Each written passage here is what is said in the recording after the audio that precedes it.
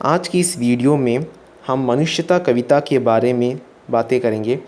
तो हम इस वीडियो में इस पाठ का सारांश देखने वाले हैं।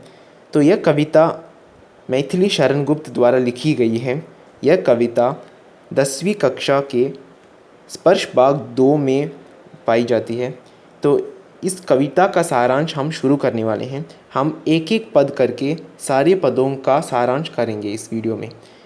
तो यह पाठ कवि मैथिली शरण गुप्त ने सही अर्थों में मनुष्य कौन है विषय को केंद्र बिंदु बनाकर लिखा है। संपूर्ण कविता परोपकार की भावना का बखान करती है तथा मानवता को भलाई और भाईचारे के पथ पर चलने का संदेश देती है। कवि कहते हैं कि मनुष्य को ज्ञात होना चाहिए कि वह मरणशील है, अतः उसे मृत्यु से डरना नहीं चाहिए, परंतु उसे ऐसी सुमृत्यु प्राप्त करने का प्रयास करना चाहिए जिसे सभी लोग मृत्यु के बाद भी याद करें। कवि कहता है कि ऐसे व्यक्ति की जीना या मरना व्यर्थ है जो सिर्फ स्वयं के लिए जीता है। सिर्फ स्वयं के लिए जीने वाले व्यक्ति पशु के समान होते हैं। वास्तविक मनुष्य वह है जो दूसरों की भलाई करें, दूसरों के लिए जिए। ऐसे व्यक्ति को लोग मृत्यु के बाद भी याद करते हैं। तो दूसरे पद में कवि क्या कहना चाहते हैं उनके बारे में देखेंगे। कवि के अनुसार उदार एवं परोपकारी व्यक्तियों की उदारशीलता को पुस्तकों, इतिहासों में स्थान देकर उनका बखान किया जाता है। उनका सारे लोग आभार मानते हैं तथा उसे पूजते हैं। जो व्यक्ति विश्व में एकता एवं अखंडता को फैलाता है, उसकी कीर्ति का सारे संसार में गुणगान होता है।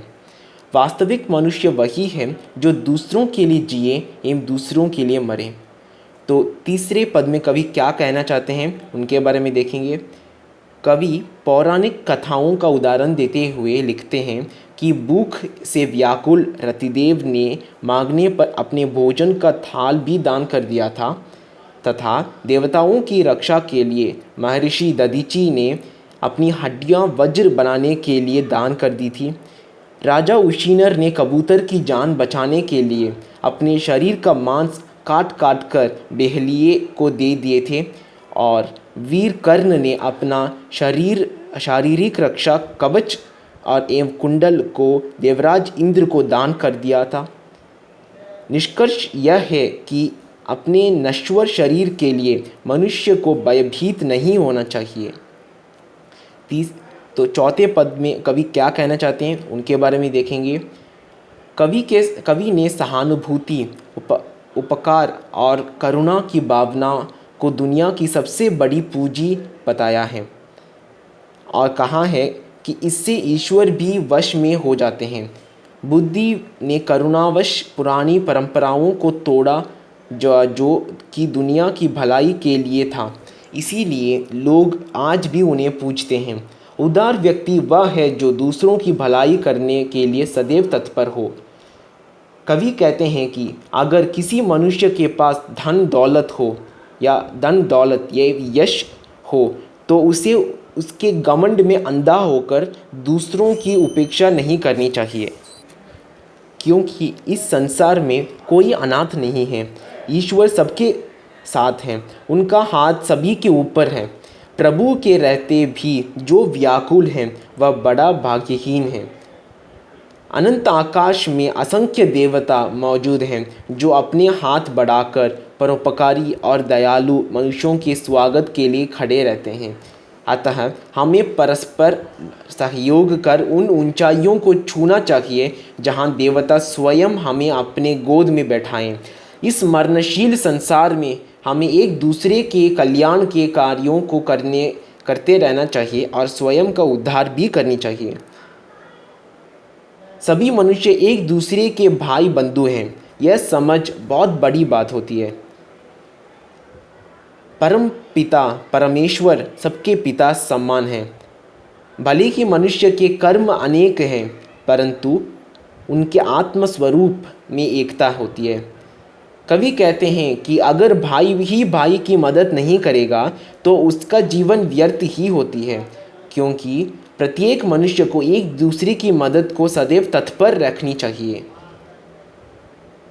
अंतिम पंक्तियों में कवि कहते हैं कि मनुष्य से आग्रह करता है कि अपने इच्छा अनुसार मार्ग चुनकर उसमें प्रसन्नतापूर्वक हंसते हंसते एवं खेलते खेलते चलनी चाहिए, और रास्ते में जितनी भी बाधाएं एवं रुकावट आती है उनको हटाकर आगे बढ़ना चाहिए। परंतु इसमें मनुष्य को यह ध्यान रखना चाहिए कि उनका आपसी सामंजस्य कम ना हो तथा भेदभाव को बढ़ावा नहीं मिले। जब हम एक दूसरे के दुखों को दूर करते हुए आगे बढ़ेंगे तभी हमारी समर्थता सिद्ध होगी और समस्त समाज की उन्नति भी होगी। तो मैं आशा करता हूँ कि इस वीडियो में आप कुछ सीख पाए हो। इस कहानी में कवि हमें क्या बताना चाहते हैं? इस कविता में कवि हमें मनुष्यता के बारे में बताना चाहते हैं। हम मनुष्य हैं, आप मनुष्य हैं, आपके आसपास मनुष्य दिखेंगे, लेकिन हम इस चीज़ को कभी न कभी महसूस नहीं कर पाते कि मनुष्यता की भावना क्या होती है, मनुष्यता असल में क्या चीज़ होती है, हमें और पशुता में क्या फ़र्क होती है, इस मनुष्यता से हम कितनी ऊंचाई पर जा सकते हैं। तो इस कविता में कवि ने हमें यह सब सिखाए हैं और उन्होंने कहा कि हमें आपसी मेल जोल एवं भेदभाव को बढ़ावा ना देकर सबके साथ मिलकर आगे बढ़नी चाहिए, तभी इस समाज की उन्नति हमेशा रहेगी और हमेशा होती रहेगी। तो यहीं पर हम अपनी वीडियो को समाप्त करेंगे। तो मैं आशा करता हूँ कि आप कुछ सीख पाए हो। तो अगर आपको इस वीडियो पसंद आई तो आप लाइक, शेयर या कमेंट कर देना। तो धन्यवाद और जय हिंद, जय भारत।